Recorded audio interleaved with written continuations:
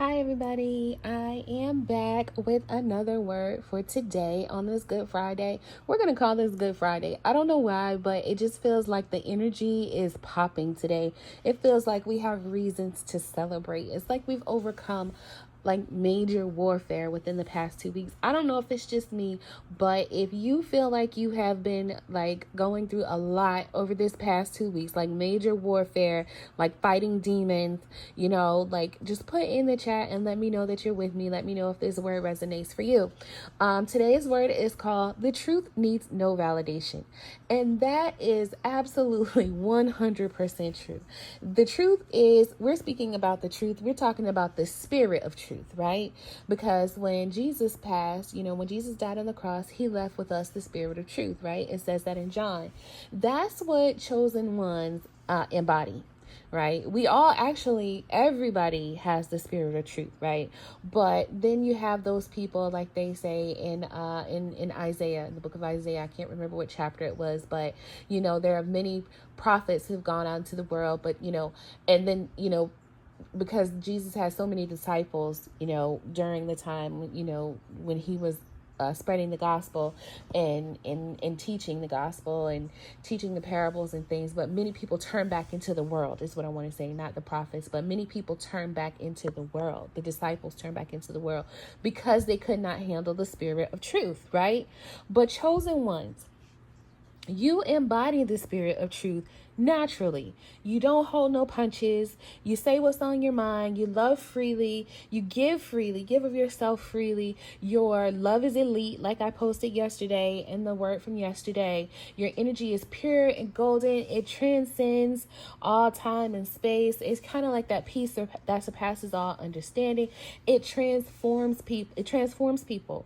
Like your love has the power to transform people. You are absolutely 100% powerful. You are a powerhouse.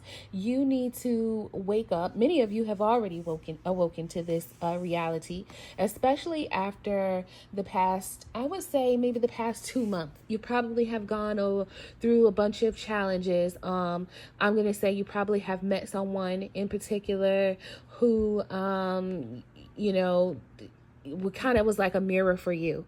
And that person was able to show you yourself in a certain type of way. And this was a two-way mirror because it happened for them too. So you and this person are probably no longer talking. You're not speaking at this current juncture. Things are kind of up in the air. You don't know what way things are gonna go. And that's fine for right now. There's no bad blood between you all, but just, you just realize that things couldn't, and God put that separation in place for you. Let me just say that as well. But all of that to say, this connection was the catalyst for you to wake up to see who you are. It's who you've been all along, and it's who God wanted you to see that you are all along. Now that puzzle piece has been put into place, right? You may have a little bit of, apprehension moving forward because, you're still looking back, wondering if that person is coming with you or going to be with you. And that's kind of still up in the air, because God needs to work on that person as well. So this, it's not just about you, but, now is the time for you to focus on yourself, for you to become even more as you continue to walk in this newfound power, that new big energy that hit you. I just posted that video yesterday. Make sure you check that out as well.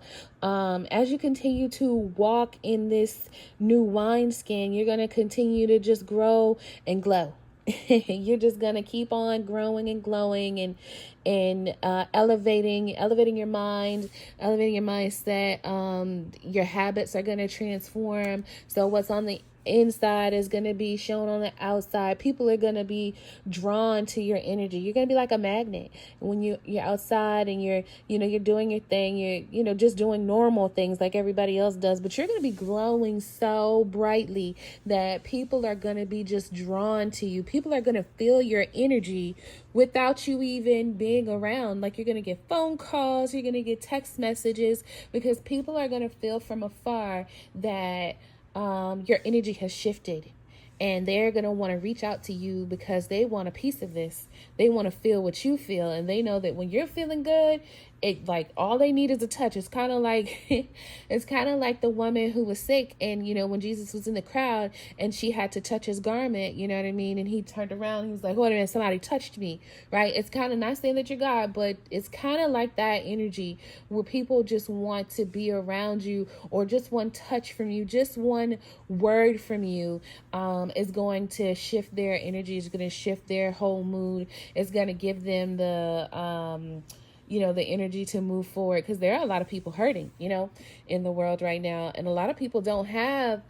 they don't possess that power that you have they just don't possess that power that you have, because number one, you're, like we talked about in the word yesterday, your love is elite. It's taking years, it's taking decades, it's taking a lifetime for you to become the person that you are, because God had to work on you. You know what I mean? Before he formed you in the womb, he knew who you were going to be, right? He always knew that you were going to be this person, but it had to take a lot of trials and tribulations. You had to go through a lot of testing. Like, you had to be refined by the fire, baby. You know what I mean? Because God knew that you could withstand that, and that's why you're chosen. That's why you're here. You've found the narrow path, and you've been able to stick on the narrow path, even though it gets tough, it gets difficult, it's hard for chosen ones, right? And it's very lonely at the top, you know what I mean? Even if you find somebody, like now, this connection we were talking about, you probably felt like you found someone who can stick with you, someone who speaks your language, someone who understands you, somebody who has gone through a lot of the similar challenges that you have faced in life, to a certain degree, but things kind of fell apart because there were a lot of obstacles in the way, and it just was not time for you to come together. So it's kind of like right person, wrong time, right? So right now you're kind of lingering around, trying to figure out if this is going to be a thing or whatever have you. Give that to God. Pray over that and give it to God. Let it go, because this energy that is coming in for you right now, you're likely not even going to remember this whole situation, this person. You're going to go on about your life and live your life and have greater experiences, because the challenges that you faced in that connection, they were beneath you. You didn't deserve that. You deserved a whole lot, better. And anybody who brings you confusion anyway, because confusion is not of God, you know what I mean? Just like the scripture says, you can't be on the fence, basically. Anything is, let your yes be yes and your no be no. Anything more than that is of the evil one, right? So you need to decide for you, because if you are like a double-minded man, unstable in all his ways, if you're double-minded right now about anything, then it's going to continue to cause problems for you. So you need to make up your mind so that you can move forward. And I feel like if you make up your mind, most of our chosen ones are going to choose, yes, I'm walking with God. I'm going with this new energy. I'm elevating my life into this, I want to put on my new wineskin. I want to see new things. I want to have new experiences. I want to go, find out what God has in store for me. Because if you choose to stay back and wait on this situation, then it's going to hold you back in a lot of different aspects of your life. And then you're also going to be finding yourself repeating a lot of the same cycles that you've already completed, and you don't want to have to go through that again. It was no fun. It was like, life has already been difficult enough, and you don't want to have to go back and repeat cycles again. That's why where you find a lot of times where you see people, they've, a lot of the things that you've overcome, challenges that you've overcome, they're still facing those, right? Or they're still facing challenges. Like, you look at somebody and like, well, you're grown. You should know better than this, right? You shouldn't be doing this. You should know better than that. Why can't you just do this, this, and this, right? A chosen person is going to lay out the path for somebody who may not see, they're not going to see with the same lens that you have. And make sure you follow me on Twitter as well, as at Prophetic Bay is what I'm called on Twitter. Things you should consider on Twitter. But it's like a scripture that I've heard once. It was like, nobody sees what you see, even if they see it too. Right? Because that is true. Like, you can be looking at the same issue that one person is looking at. The solution. They're going to approach the problem with the solution from the lens that they see it from, right? And you come in and you look at it from your lens and solve the problem, and everything is done. That's all it takes, because that's all it takes is one touch from a chosen one to, put your hand on the problem, put your hand on the person, be in that person's presence, and that person's problem is solved. And that's when they kind of latch on to you, because they feel like they know that you're chosen. They see what you have, right? So you need to see now. You need to know who you are now. Your presence is valuable. Your presence is powerful, right? So all of this time, you've been her. You've been him. You've been like that girl. You've been that guy, right? And you had no idea. So now it's time for you to know who you are for real. Like, God has been telling me over the past couple of months, over the couple of weeks, I'm going to say, giving me a few tests here and there. And the first test was, and that was the longest one. It probably was, you know what you know, right? And you know that you know, right? So don't doubt yourself, because you know that you be knowing. And then the second test was, once I completed that test, the second test was, okay, now that you know what you know, now I'm going to show you who you are, right? So now you've seen who you are in the spirit and in the physical. And now the test that you're going through, what you're getting ready to complete, is he's showing you the value in who you are, right? Because you can know what you know, you can know who you are, but a lot of the times you still don't know the value in who you are until you have gone through those tests. You've been refined once again, and then now you can see the value in who you are. So basically, your presence costs. It costs to be you, right? It costs you your time and your energy, the effort it takes for you to get up every day to in the world, right? The person who you are in the world. It takes money, it takes energy, right? To keep a household, to raise the kids, to send the kids to school, to pay the bills, to put food on the table, to maintain relationships, you know what I mean? Maintain a job, all of those types of things, to have resources. That's the worldly you, right? But in the spirit, it also costs you in the spirit as well, because first of all, we talked about this yesterday as well, making sure that you're protecting your spirit. So if you're protecting your spirit, what do? You're making sure you're staying in alignment. You're praying every day. You're meditating every day. You're working out. You're eating healthy. You're taking care of your temple, because your temple is God's dwelling place.